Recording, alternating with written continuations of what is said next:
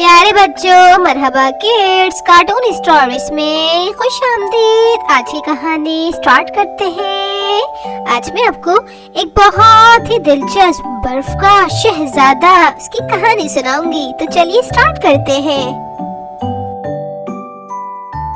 दूर दूर तक सन्नाटा देखकर बर्फ का बना शहजादा बेहद उकता कर बेजार हो गया था। इसे चहल पहल दूर रंगीन जिंदगी पसंद थी। बर्फ के शहजादे ने जब से होश संभाला था, इसने खुद को इसी वादी में पाया था। एक दिन इसने अपने बाबा से बात की और कहा, अब्बा मियाँ, मैं इस जिंदगी से बेजार हो गया। मैं यहाँ से दूर जिंदगी की रंगीनियाँ और खूबसूरती देखना चाहता हूँ। शहजादे की बात सुनकर बादशाह ने कहा, मेरे प्यारे बेटे, कुदरत ने हमें इसी तरह बनाया है। तुम अगर बर्फ की वादी से निकलकर जमीन पर जाओगे तो वहाँ सूरज की तेज रोशनियाँ तुम्हें पिघलाकर खत्म कर देंगी। बादशाह की बातें सुनकर शहजादा मजीद उदास हो गया और वक्त गुजारने के लिए वहाँ बर्फ में बैठकर स्नोमैन बनाने लगा, जो बेहद खूबसूरत बना रहा था। अभी शहजादा बर्फ के मोटे मोटे गोले बनाकर स्नोमैन बना रहा था कि इसे किसी की सुरीली आवाज आई। इसने मुड़कर देखा तो वहाँ बर्फ की बनी खूबसूरत झील में से एक खूबसूरत परी बाहर आई और बोली, ए शहजादे, मैं तुम्हारी कोई भी एक ख्वाहिश पूरी कर सकती हूँ। बताओ तुम क्या चाहते हो। शहजादे ने इसे सारी बात बताई। परी गौर से शहजादे की बात सुन रही थी। परी ने एक ठंडी आह ली और कहा, ठीक है, मैं तुम्हारी इस ख्वाहिश को जरूर पूरी करूँगी। ये कहकर परी ने इसे जादुई छड़ी दी और कहा, तुम्हें सूरज से महफूज रखेगी। तुम इसे संभाल कर जहाँ चाहो घूम सकते हो। शहजादा बेहद खुश हुआ।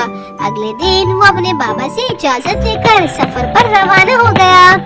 वो पहली बार सूरज के सामने निकला। सूरज की रोशनी पड़ते ही पूरी बर्फ की खूबसूरत वादी हीरे की तरह चमक रही थी। ये मंजर बेहद खूबसूरत हसीन था।